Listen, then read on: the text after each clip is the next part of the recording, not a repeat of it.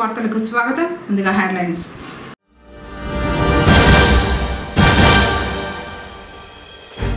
వసతి గృహాలను తనిఖీ చేసిన రాష్ట్ర ఫుడ్ కమిషన్ మెంబర్ గంజిమాలదేవి.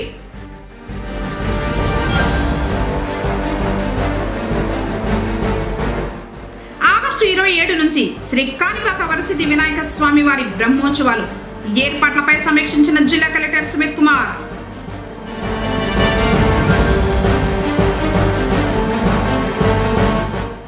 నక్కమండలో అస్తవ్యస్తంగా డ్రైనేజీ వ్యవస్థ, అవస్థలు పడుతున్న ప్రజలు.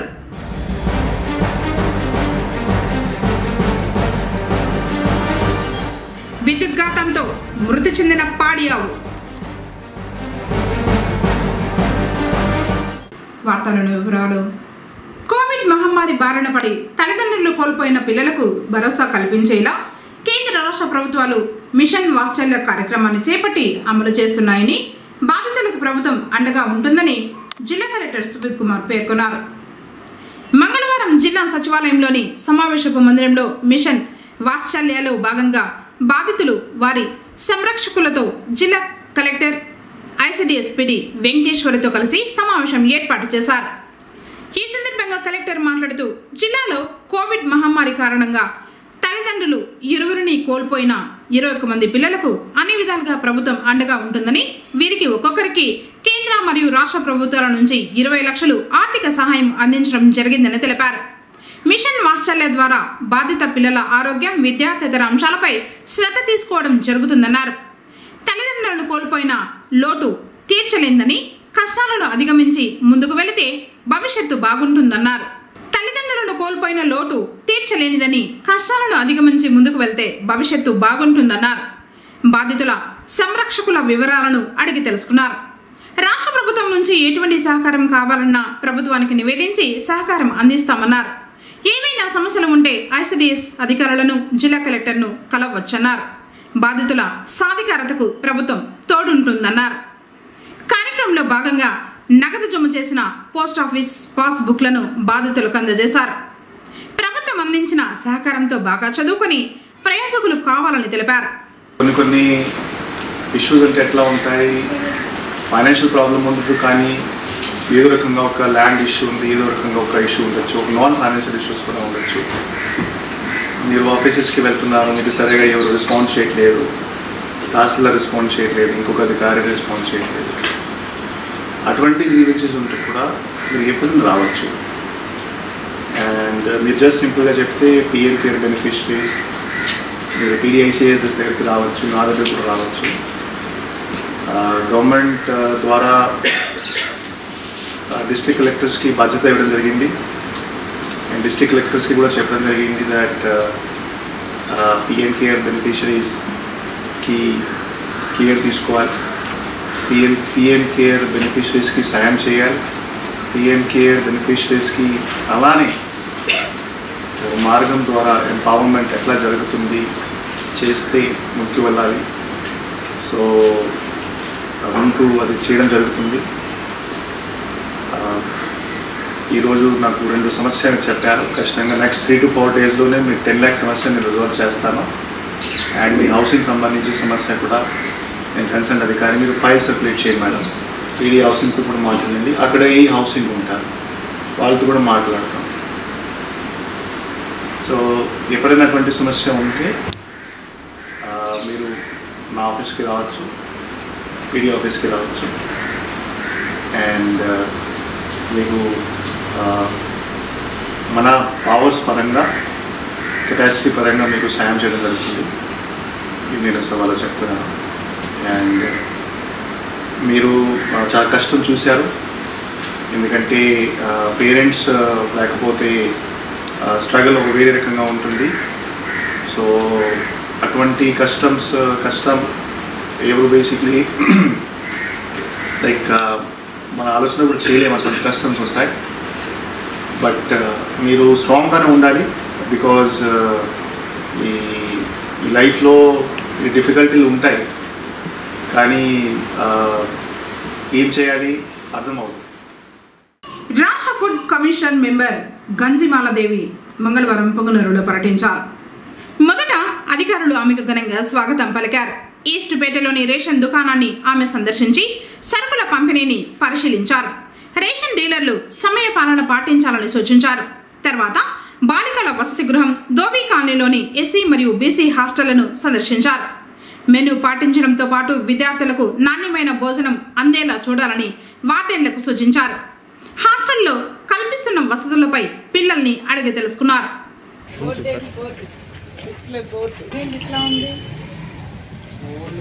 ఇప్పుడు ఓల్డ్ కాదు సార్, మనకి స్కానర్తో సహా వస్తుంది కదా.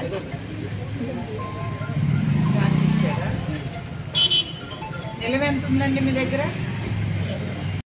ఎంతమంది ఉన్నారు అట్లా కట్టిడు కానీ ఆఫ్టర్ 60 years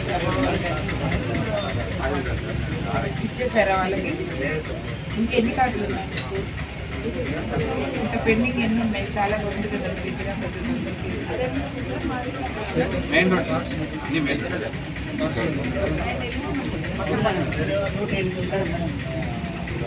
ఇంకా 308 ఇంకా 108 ఉన్నాయి.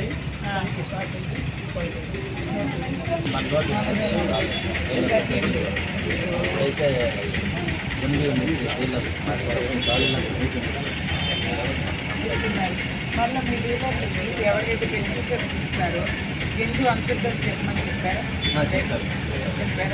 మీరు చెప్తున్నారా నాన్నగారు? గెంజు అంచుద్దని చెప్తున్నారా? ఎందుకు గెంజు అంచకూడదని చెప్పారా?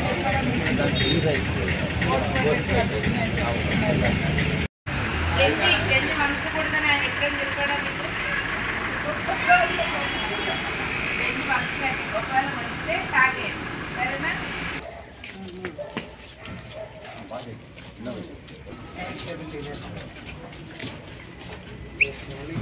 మంచి టెంపుల్లోకి వచ్చిన ఫీలింగ్ ఉంది. నమస్తే తల్లి, కూర్చోండి కూర్చోండి తల్లి, కూర్చోండి. ఇద్దాం.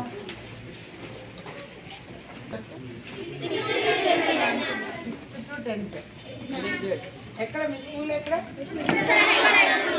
దగ్గరే దూరమా? దగ్గరేనా? వచ్చేసారు. ఎన్ని గంటలకు వచ్చారు స్కూల్ నుంచి? 4కి వచ్చారు. స్నాక్స్ తిన్నారా? ఇచ్చారు ఈరోజు స్నాక్? మీరు మున్సిపల్ హై స్కూల్కి వెళ్తున్నారు కదా, ఈ స్కూల్లో బాగుంటుందా హాస్టల్లో బాగుంటుందా? స్కూల్లో బాగోట్లేదని చెప్పారు, ఎందుకు సరిగ్గా వండట్లేదు? ఆన్సర్ ఎప్పుడు చెప్పాలి? మీరేంటి సైకలాజికల్గా మీరు మెంటల్గా ప్రిపేర్ అయిపోయారు. ఏం చెప్పడానికి? హాస్టల్లో ఎక్సలెంట్ అని చెప్పడానికి మీరు ప్రిపేర్ అయిపోయారు. మీరు మరి స్కూల్లో బాగోలేదన్నారు కదా, బాగుందంటే అక్కడ నేనేం అడిగినా అక్కడ బాగుంటుందా ఇక్కడ బాగుంటుందా అని అడిగాను. అవునా? అడిగినప్పుడు మీరు ఆన్సర్ ఏం చెప్పాలి? కానీ మీరు ఏం చెప్పారు? పర్టికులర్గా హాస్టలే బాగుంటుంది అని చెప్పారు అంటే దాని అర్థం ఏంటి? మరి నేను రేపు స్కూల్కి రావాలిగా. ఫుడ్ అనేది హాస్టలే కాదు, స్కూల్లో కూడా పెడుతున్నాగా, అంగన్వాడీస్లో పెడుతున్నాగా, మరి ఇవన్నీ మేము తిరుగుతున్నాగా, చెక్ చేస్తున్నాంగా. మరి మీకు స్కూల్లో సరిగ్గా ఎందుకు పెట్టట్లేదో మరి మీ సార్లను అడగాలిగా మేము. ఆ వంట చేసేవాళ్ళు ఉద్యోగం తీసేయాలిగా మేము వచ్చి. చెప్పండి మరి. ఇంక ఇట్లా చూసుకుంటూ పోతే మేము మార్నింగ్ నుంచి పొంగునూరు మండలం, పలమనేరు, పెద్ద పంజాని ప్లస్ గంగవరం, బంగారంపాలెం, ఈ 5-6 మండలాలు మేము కవర్ చేయడం జరిగింది. కొన్ని ఎఫ్బీ షాపులు మేము చెక్ చేసాము. ఒక ఎఫ్బీ షాప్లో మరి ఎక్సెస్ ఉంది, దానికి 6A కేసు రాయమని చెప్పి డిఎస్ఓ గారికి చెప్పడం జరిగింది. అలాగే స్కూల్స్ చేసాం. మిడ్ డే మీల్ ఎట్లా జరుగుతుంది, మిడ్ డే మీల్లో ఏమైనా మెనూ డీవియేషన్ అవుతుందా, కరెక్ట్గా మెనూ ఫాలో అవుతున్నారా లేదా, క్వాంటిటీ పిల్లలకి కరెక్ట్గా ఇస్తున్నారా లేదా, క్వాలిటీ మెయింటైన్ చేస్తున్నారా లేదా, మ్యాక్సిమం అందరూ ఇక్కడే తింటున్నారా, ఇంకెవరైనా లంచ్ బాక్సులు తెచ్చుకుంటున్నారా, మనం డీప్గా చెక్ చేసాం. పిల్లలతో మాట్లాడడం నాకు చాలా హ్యాపీగా అనిపించింది. జిల్లాలో మ్యాక్సిమం 90-95% పిల్లలు స్కూల్లోనే తింటున్నారు. ఇది మనం గర్వించాలి. పిల్లలలో కూడా తల్లిదండ్రుల్లో కూడా మార్పు వచ్చింది. ఇదివరకు పిల్లలకి బాక్సులు తల్లిదండ్రులే పంపించేవారు, ఏమంటే ఆ రైస్ తింటే కడుపులు నొప్పి వస్తుంది మా పిల్లలకి, అది ఇదని. కానీ అది అపోహ మాత్రమే. ప్రభుత్వం 45 నుంచి 50 రూపాయలు ఖర్చు పెట్టి ఫోర్టిఫైడ్ రైస్ అనేది ఇవ్వడం జరుగుతూ ఉంది. ఆ రైస్ తినడం వల్ల పిల్లలకి ఆరోగ్యం డబుల్ అవుతుంది తప్ప అనారోగ్యం పాలవ్వరు. అది కూడా మేము ఎడ్యుకేట్ చేస్తూ ఉన్నాము. హెచ్ఎం గారు అలాగే వంట చేసే వాళ్ళ కోఆర్డినేషన్తో గెంజి వార్చకుండా అన్నం వండమని మరి అందరికీ చెప్పడం జరిగింది. పిల్లలు కూడా తినేలాగా అందరూ ఎంకరేజ్ చేయండి అని చెప్పడం జరిగింది. స్కూల్స్ విషయంలో హ్యాపీగానే ఉంది. రాగి జావ కూడా చెక్ చేస్తాం, బాగా తాగుతున్నారు పిల్లలు, చాలా సంతోషంగా ఉంది. అట్లనే మెడికల్ అండ్ హెల్త్ వాళ్ళ తరపున పిహెచ్సిలు కొన్ని హెల్త్ క్లినిక్ సెంటర్లు కూడా మేము విజిట్ చేసాము. ఎవరైనా ఎనీమియా పేషెంట్స్ ఉన్నారా, గర్భిణీ స్త్రీలు, హైరిస్క్ కేసులు ఏమైనా ఉన్నాయా, వాళ్ళు ఏ ఐసిడిఎస్ సెంటర్కి సంబంధించిన వాళ్ళు ఏంటి, వాళ్ళు తీసుకుంటున్న టీహెచ్ఆర్ ప్రాపర్గా వాడుతున్నారా లేదా అని చెక్ చేయడం జరిగింది. అట్లనే రెసిడెన్షియల్ హాస్టల్స్కి వెళ్ళాము. హాస్టల్స్లో పిల్లలతో కూడా మాట్లాడాము. పిల్లలు కూడా చాలా బాగా తింటున్నారు, అందరూ కూడా ఫుడ్ కూడా చాలా బాగా వండుతున్నారు. కొంచెం అక్కడక్కడ గెంజి ఉంచుతున్నారు, ఇంకా అది మాత్రం కొంచెం అందరూ సరి చేసుకోమని చెప్పడం జరిగిందనమాట. అంగన్వాడీ కేంద్రాలు చూసాం. మ్యాక్సిమం అంగన్వాడీ కేంద్రాలు అన్నీ బాగున్నాయి, మంచి మార్కుతో ఉన్నారు. టీహెచ్ఆర్ కూడా బాగా వెళ్తుందని కొంతమంది బెనిఫిషియర్స్తో ఫోన్లో మాట్లాడాం. వాళ్ళు కూడా బాగా ఇస్తున్నారండి, టైంకి అన్నీ ఇస్తున్నారని చెప్పడం జరిగింది. ఏం లేదు, మన యంత్రాంగం అన్ని వ్యవస్థలు కలిస్తేనే ఆ బెనిఫిషియర్కి, ఆ లబ్ధిదారుడికి మనం న్యాయం చేయగలుగుతాం. కాబట్టి ఏదైతే లబ్ధిదారులకి ప్రభుత్వం వెల్ఫేర్ ద్వారా ఇస్తుందో చివరి వ్యక్తికి కూడా ఆ వెల్ఫేర్ అందుతుందా లేదా అని చూడడానికి మాత్రమే మా ఆహార కమిషన్ పనిచేస్తుంది. ఆ ప్రభుత్వం ఇచ్చిన క్వాంటిటీని, క్వాలిటీని మెయింటైన్ చేస్తున్నారా లేదా, వ్యవస్థలో ఏమైనా లోపాలు ఉంటున్నాయా, డీవియేషన్ ఏమైనా జరుగుతూ ఉందా, పిల్లలకు అందాల్సింది ప్రాపర్గా అందట్లేదా అనేది చెక్ చేయడం మా బాధ్యత. దానిలో భాగంగానే మా చైర్మన్ గారు, మెంబర్స్ మేమందరం రాష్ట్ర వ్యాప్తంగా తిరుగుతూ ఉన్నాం. తిరుమలలో మరోసారి చిరుతపులి సంచారం కలకలం రేపింది. ఈస్ట్ బాలాజీ నగర్ వద్ద గంగమ్మ గుడి సమీపంలోకి అర్ధరాత్రి చిరుత వచ్చింది. గుడి వద్ద పిల్లిని వేటాడే దృశ్యాలు సీసీ కెమెరాల్లో రికార్డయ్యాయి. వెంటనే టీటీడీ అటవీశాఖ అధికారులకు స్థానికులు సమాచారం అందజేశారు. అధికారులు ఆ ప్రాంతంలో గాలింపు చర్యలు చేపట్టారు.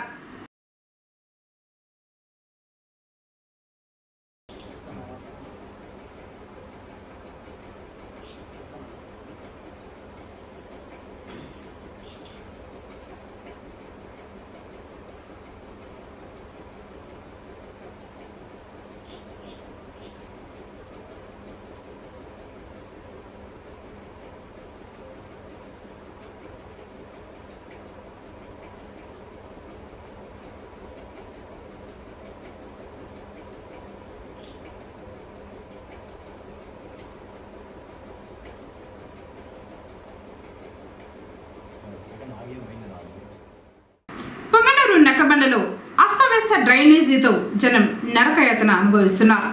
వీధులంతా మురుగునీరు నిలిచిపోయాయి. నక్కబండ ప్రాంతంలో వందలాది మంది నివసిస్తున్నారు. రోడ్లు, కాలువలు ఉన్న మురుగునీరు వెళ్లేందుకు సరైన మార్గం లేదు. దీనికి తోడు వర్షాలు కురవడంతో కాలువలు పొంగి మురుగంతా రోడ్లపైకి వచ్చి చేరుతోంది. దీంతో స్థానికులే కాకుండా ఆ దారి గుండా వాహనదారులు, పాదచారులు కూడా ఇబ్బందులు పడుతున్నారు. ఎక్కడికక్కడే నిలిచిపోయిన మురుగునీరుతో దుర్వాసనతో పాటు దోమలు ఉత్పత్తితో ఇబ్బందులు పడుతున్నామని ప్రజలు చెబుతున్నారు. డ్రైనేజీ సరిగా లేకపోవడంతో సతమతమవుతున్నట్లు తెలిపారు. సంబంధిత అధికారులు స్పందించి తగు చర్యలు తీసుకోవాలని కోరారు.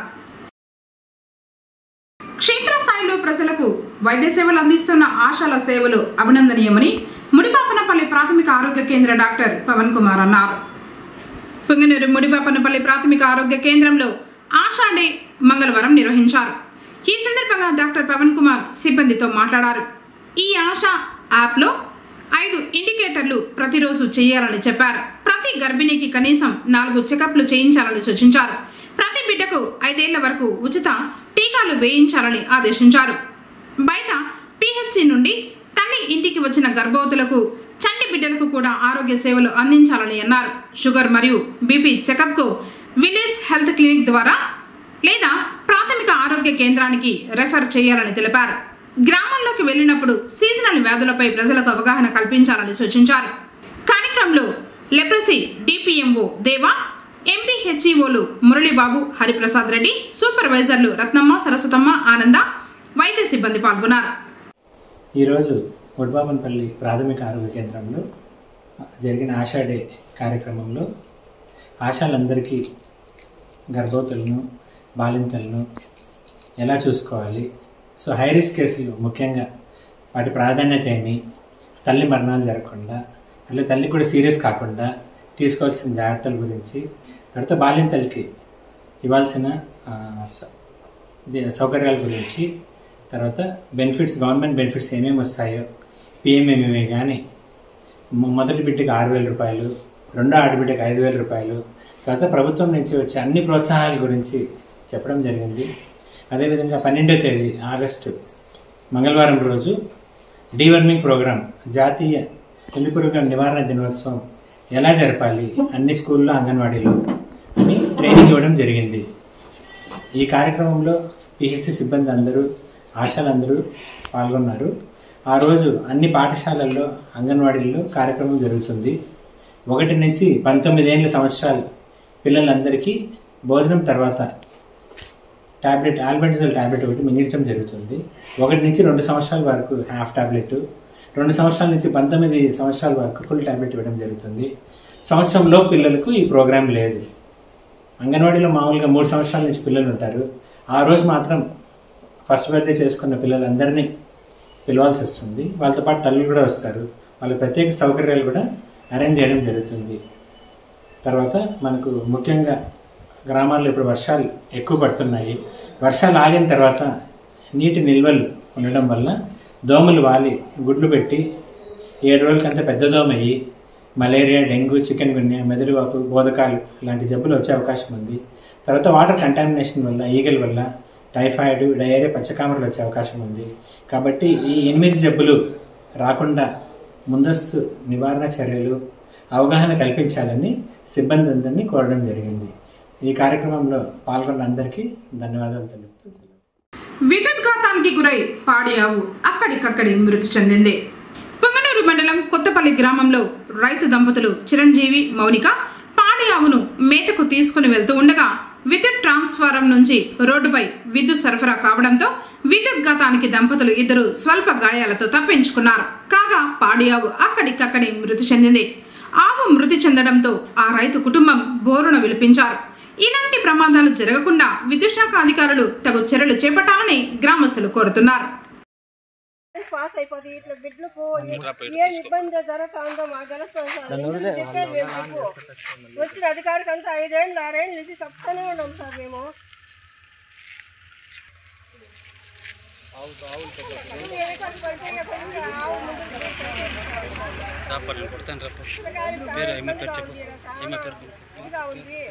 ప్రమాదం జరిగింది.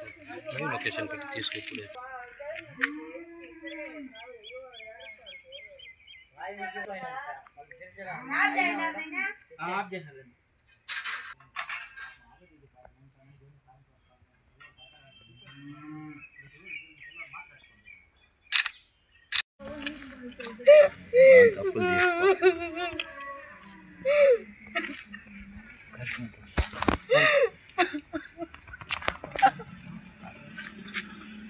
మేము ఆవుల మీద ఆధారపడి బతుకుతున్నాం సార్. మా బాధ ఎవరు అర్థం చేసుకోలేదు. 5-6 ఏళ్ళ నుండి చెప్తాను, ఏ అధికారి వచ్చినా మాకు బోర్డు అర్థం చేసుకోలేదు. ఇప్పుడు మనిషికి అయింది, నాకేమన్నా అంటే నా బిడ్డల పరిస్థితి ఏమయ్యేది? ఏ ఒక అధికారి వచ్చినా ప్రతి ఒక్కటి చెప్పేవాళ్ళే కానీ చేసేవాళ్ళు ఎవరు లేరు. మాకు న్యాయం జరగండి సార్. ఈ పొద్దు నాకు జరిగింది, రేపు పొద్దున ఇంకెవరికి జరగకూడదు. ఈ దావలో వచ్చిపోయే వాళ్ళకి అందరికీ చెప్తాం సార్. మేము ఇంట్లో ఉన్నప్పుడు మాకు ఆ దావలో ఏమన్నా జరిగితే ఆడ ఇంట్లో కరెంట్ షాక్ కొడితే మమ్మల్ని ఎవరు సార్ చూసేవాళ్ళు? ఇప్పుడు ఇటుకు వచ్చింది, ఇంక రేపు తెల్లారితే ఇంట్లోకి రాదని మాకు పరిస్థితి ఎవరు చూసేవాళ్ళు మమ్మల్ని?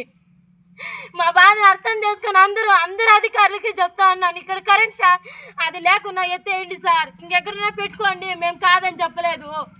దూరంగా ఏమన్నా పెట్టుకోండి సార్, మా ఇంటి పక్కలో వద్దు. మా బాధను అర్థం చేసుకొని అందరికీ తెలియజేస్తా ఉన్నాను. మా బాధ అర్థం చేసుకోండి. ఇదే పరిస్థితి ఇంకెవరికి రాకూడదు సార్. మా యావ పోయిందని ఇప్పుడు ఇంకిద్దరు ముగ్గురు పోయిందంటే వాళ్ళ ప్రాణాలు ఏం చేసేది?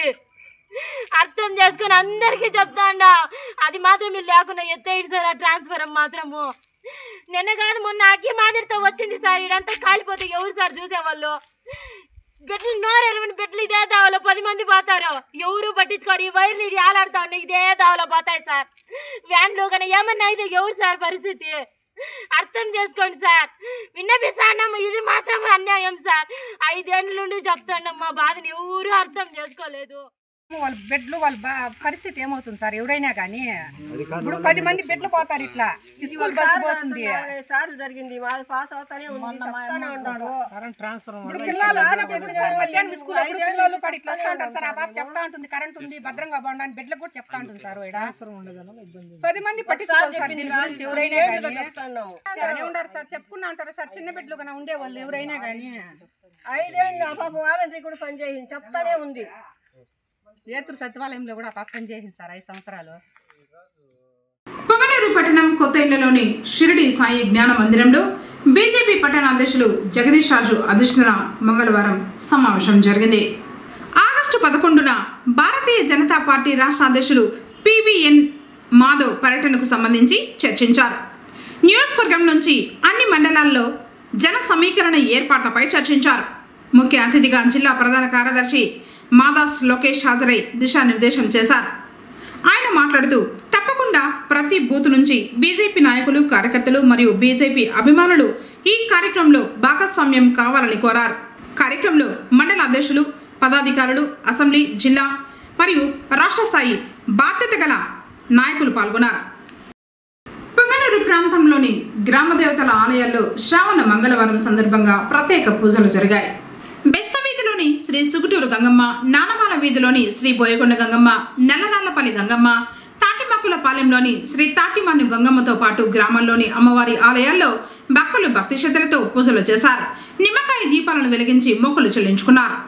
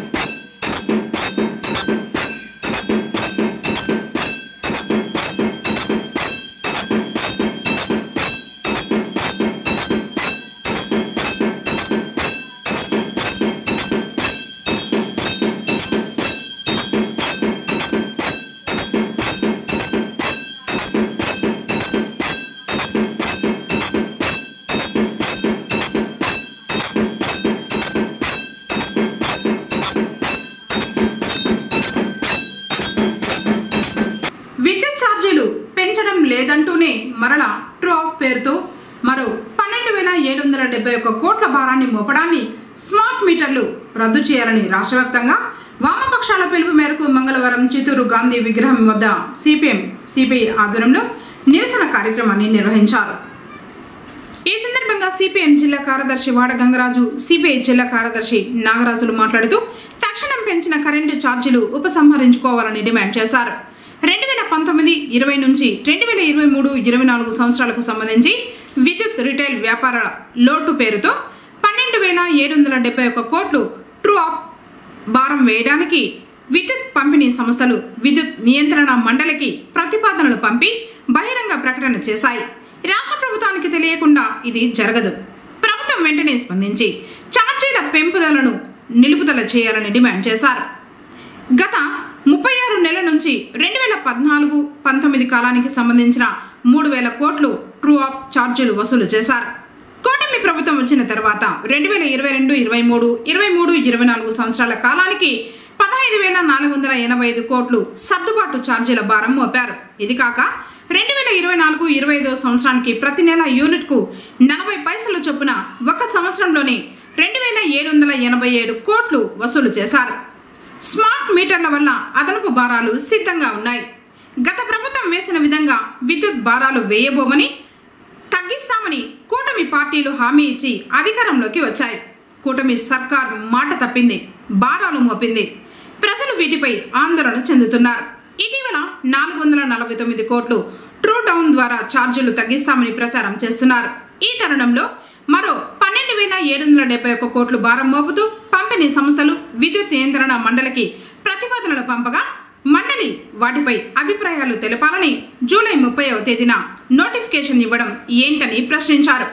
నిర్ణయించిన విద్యుత్ ఛార్జీలు చెల్లించిన సంవత్సరం 5 సంవత్సరాల తర్వాత ఆదాయ వ్యయాల మధ్య లోటు పేరుతో ట్రూ అప్ ఛార్జీలు వసూలు చేసే విధానమే అక్రమం. ఈ విధానాన్ని అడ్డం పెట్టుకుని ప్రభుత్వం, పంపిణీ సంస్థలు, కార్పొరేట్ కంపెనీలతో అక్రమ ఒప్పందాలు, అవినీతి చర్యలతో అడ్డగోలుగా వ్యయం పెంచి ఆ భారాన్ని వినియోగదారులపై వేయటం గర్హనీయం. విద్యుత్ ఛార్జీల పెంపుదలకు వ్యతిరేకంగా ట్రూ అప్, ఇంధన సర్దుబాటు ఛార్జీల విధానం రద్దు చేయాలని, స్మార్ట్ మీటర్లను రద్దు చేయకపోతే మరో విద్యుత్ ఉద్యమం తప్పదని హెచ్చరించారు. ఆగస్టు 24న విద్యుత్ అమరవీరుల సంస్కరణ దినోత్సవాన్ని ఘనంగా నిర్వహించి పెద్ద ఎత్తున ధర్నా చేస్తామని తెలిపారు. మరోసారి ఈ ప్రభుత్వానికి ప్రజలు కరెంట్ షాక్ ఇవ్వకముందే ప్రభుత్వం స్పందించాలని హెచ్చరించారు. గతంలో ఉమ్మడి రాష్ట్రంగా ఉన్నప్పుడు ఈ ప్రభుత్వానికి, ఇదే తెలుగుదేశం ప్రభుత్వానికి ప్రజలందరూ కూడా కరెంట్ షాక్ తగిలే విధంగా చేశారు. గతంలో విద్యుత్ పోరాటం భారీ ఎత్తున జరిగింది. ఆ పోరాటంతో 15 సంవత్సరాలు ఏ ప్రభుత్వాలు విద్యుత్ జోలికి పోలేదు. కానీ గత ప్రభుత్వం ఇదే విద్యుత్ ఛార్జీలు పెంచి సెకీ ఒప్పందాన్ని చేసుకున్నారు. ఆదాని దగ్గర ఈ స్మార్ట్ మీటర్లు తీసుకోవాలని చెప్పి అప్పుడు ప్రతిపక్షంలో ఉన్న ప్రస్తుత మంత్రులు, ముఖ్యమంత్రులు ఈ స్మార్ట్ మీటర్లు పగలగొట్టండి అని చెప్పి వీధి వీధికి తిరిగి ప్రచారం చేసిన ఇదే మంత్రులు, ఇదే ముఖ్యమంత్రి ఈరోజు అధికారంలోకి వచ్చిన తర్వాత అదే సెకీ ఒప్పందాన్ని చేసి ఈరోజు ప్రజల మీద భారాలు మోపుతున్నాడు. 5,000 రూపాయలు విలువ చేసే స్మార్ట్ మీటరు ప్రజల పైన 17-24,000 రూపాయలు భారం మోపి ప్రజల దగ్గర వసూలు చేస్తున్న పరిస్థితి ఉంది. అదేవిధంగా ప్రజలు ఈరోజు లేని పరిస్థితుల్లో, అనివార్య పరిస్థితుల్లో ప్రజలు అర్ధరాత్రుల్లోనో లేకపోతే వాళ్ళ ఫోన్లో బ్యాలెన్స్ పోతే ప్రజలందరూ కూడా అంధకారంలోకి రాబోయే పరిస్థితి రాబోతోంది. అందువల్ల ఈ విద్యుత్ స్మార్ట్ మీటర్లని వెంటనే రద్దు చేయకపోతే గతంలో విద్యుత్ పోరాటం ఎలా జరిగిందో మరో విద్యుత్ పోరాటానికి వామపక్షాలు సంసిద్ధమవుతున్నాయని చెప్పి రాష్ట్ర వ్యాప్తంగా మననే వామపక్ష పార్టీలు పిలుపునిచ్చినాయి. ఈ నెల 28వ తేదీన విద్యుత్ సంస్కరణ దినోత్సవం సందర్భంగా భారీ ఎత్తున విద్యుత్ నిరసన వ్యక్తం చేసి ఈ పోరాటానికి, మరో విద్యుత్ పోరాటానికి సిద్ధమవుతున్నామని చెప్పి వామపక్షాలుగా సిపిఎంగా హెచ్చరిక చేస్తున్నాం. ఆగస్టు 27వ తేదీ నుంచి సెప్టెంబర్ 16వ తేదీ వరకు 21 రోజులు శ్రీ కాణిపాక వరసిద్ధి వినాయక స్వామి వారి వార్షిక బ్రహ్మోత్సవాల నిర్వహణకు అన్ని ఏర్పాట్లు పూర్తి చేయాలని సంబంధిత అధికారులను జిల్లా కలెక్టర్ సుమిత్ కుమార్ ఆదేశించారు. మంగళవారం కాణిపాకం ఆలయం ఈవో కార్యాలయంలోని సమావేశపు మందిరంలో శ్రీ కాణిపాక వరసిద్ధి వినాయక స్వామి వారి వార్షిక బ్రహ్మోత్సవాల నిర్వహణపై జిల్లా కలెక్టర్ అధ్యక్షతన సంబంధిత శాఖల జిల్లా అధికారులతో సమన్వయ సమావేశం నిర్వహించారు. ఈ సమావేశానికి పూతలపట్టు ఎమ్మెల్యే మురళీమోహన్, జిల్లా ఎస్పీ మణికంఠ చందోలు, ఈవో పెంచల కిషోర్, ఇతర సంబంధిత శాఖల అధికారులు పాల్గొన్నారు. ఈ సందర్భంగా జిల్లా కలెక్టర్ మాట్లాడుతూ ఆగస్టు 27 నుంచి సెప్టెంబర్ 16వ తేదీ వరకు శ్రీ కాణిపాక వరసిద్ధి వినాయక స్వామి వారి వార్షిక బ్రహ్మోత్సవాలు నిర్వహించడం జరుగుతుందని రెవెన్యూ, పోలీస్, పంచాయతీరాజ్, ఆర్ఎండ్బి, వైద్య ఆరోగ్య శాఖ, ఇతర సంబంధిత శాఖల సమన్వయంతో అవసరమైన ఏర్పాట్లకు సంబంధించి ఆలయ ఈవో అధ్యక్షతన సమన్వయ కమిటీ ఏర్పాటు చేయడం జరిగిందని, ఈ కమిటీ ద్వారా ప్రాథమిక కార్యాచరణ ప్రణాళిక రూపొందించాలన్నారు. They can do before people start arriving, so that people convenience is at most important. VIP and our convenience is not important. People convenience is more important. Third, please make a note that whatever these 4 or 5 days are there, all those wherever where some kind of a narrow points are there, where queue is becoming narrower, అటువంటి locations లో mic system ఖచ్చితంగా ఉండాలి and senior officer manage. So RD గారు, DSP గారు, my request you is that మీరు alternative ఉంటే ఏదో మంచి చెక్ చేస్తే ఉండాలి, ఎలా జరుగుతుంది, ఏం జరుగుతుందా లేదా. Okay, because nothing, no there is no tolerance for any such things left now. Okay, so state government will be very harsh about us if we fail to monitor, if we don't do our work. Okay, కొంచెం inconvenience ఉంటాయి. వార్తలు ముగించే ముందు headlines మరోసారి.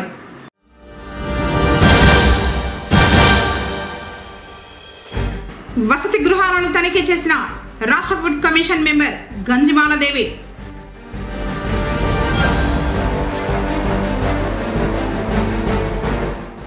August 27 నుంచి శ్రీ కాణిపాక వరసిద్ధి వినాయక స్వామి వారి బ్రహ్మోత్సవాలు ఏర్పాట్లపై సమీక్షించిన జిల్లా కలెక్టర్ సుమిత్ కుమార్.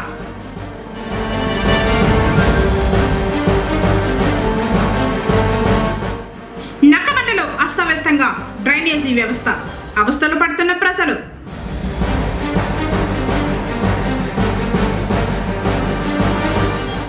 విద్యుద్ఘాతంతో మృతి చెందిన పాడియావు.